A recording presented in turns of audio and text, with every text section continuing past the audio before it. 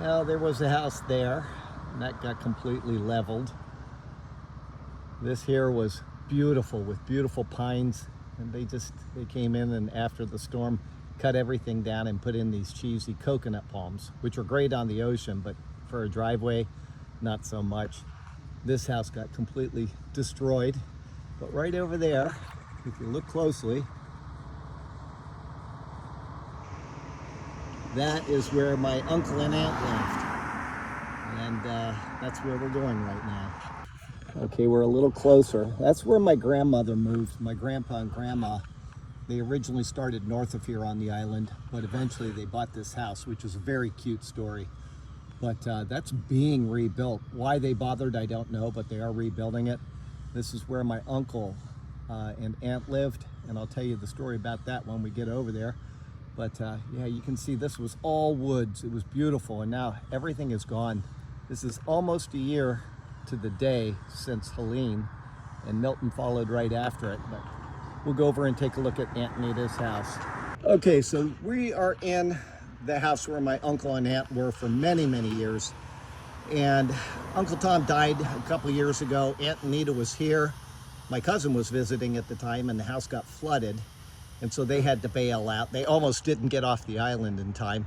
But Grandma's house down there, they have decided to rebuild it. They had originally said, we're gonna move out and we're going to sell it, and nobody bought it.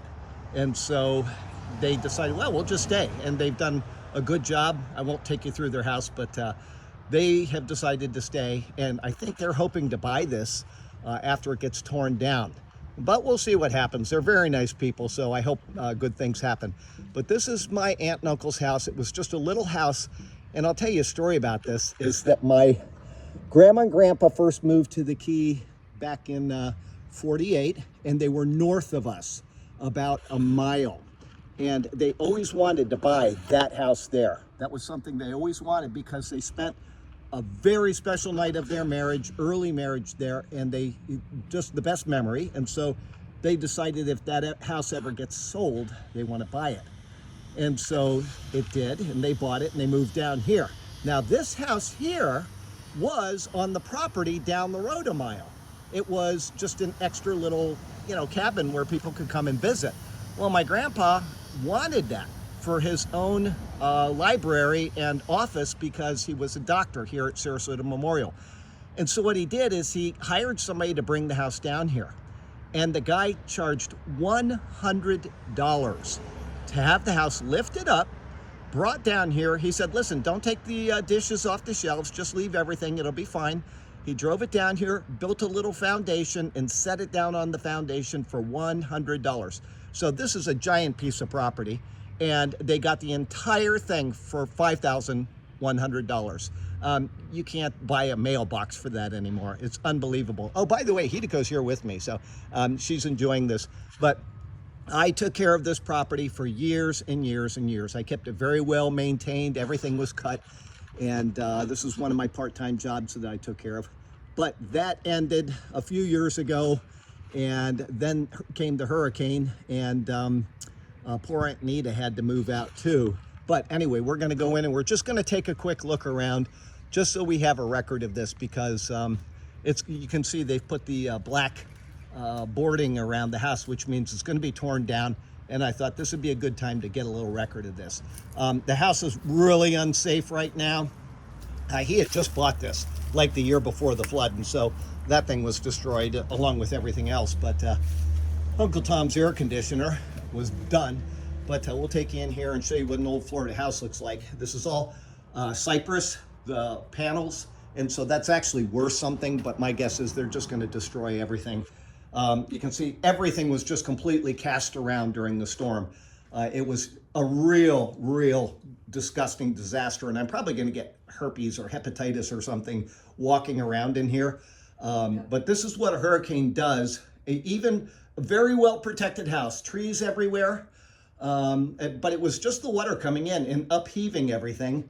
And so we'll take you through here. And this, where I'm standing, is a porch that was built from the original house. In other words, there's the original house, which he made into a little office. And then Uncle Tom came back from the military. He was in the Air Force for a few years. He wanted to live out here, and so my grandfather said, okay, you can move into this house. And I don't know the exact sequence of time, but anyway, when he did, they added this porch on, and believe it or not, these are just stones. What do you call them? 18 by 18 stones, and they're sitting on dirt. So people lived a little differently back then. You know, if you had ants, they'd come right through the floor. But there you go. This is all just added on to this house. This is the original house, and despite looking absolutely disgusting, the quality of the woodwork is it's exceptional. This is all cypress, right? Florida cypress. And you look at the cabinets, how they were built and everything. They're unbelievable. But I will not try to open them because everything is ruined. Everything is sealed up. Look at just junk everywhere. And you got to figure this is the lifetime of a person, actually a couple people. You can see where the flood was, right up above the bed there. That's how high it came. It wasn't a terrible flood, but it was just enough to really cause everything to be very damaged. And that's about the same height as in our house. We're right across the road and down just a block. So it's not far to our house, but just old paintings all over the place. He was an artist. I'll take you over here. And a lot of his artwork. I don't want to step on anything. So Uncle Tom, he was a painter, as I said. He did lots of artwork. I tried to salvage as much as I could, take them to my aunt and, you know, just so she had some memories in the place she's staying at. But now she's 97 years old, and it's a real mess out here. Just kind of sad to see it. You know, it was kind of an orderly little house. I mean, it looks like it wouldn't have been, but a lot of this stuff has been righted. A lot of this stuff, you can see people were drinking beer here. Probably some people come to have a party in the empty house. But anyway, a little bit of Siesta Key history is done. And, well, we'll be on to new things. And now we're going to head back home. So what we'll do is I'll give you a quick view of where we are in relation to my house once we get out there. Okay, so before we leave, I thought I would show you something. This is just for my own history more than anything. This used to be all ductile iron pipe, which goes bad in 40, 50 years, and it eventually splits and is no good. And so it all had to be redone with PVC all around the house. And that includes the sewer. And the sewer, if you look right here, there's a clean out, a 4-inch clean out.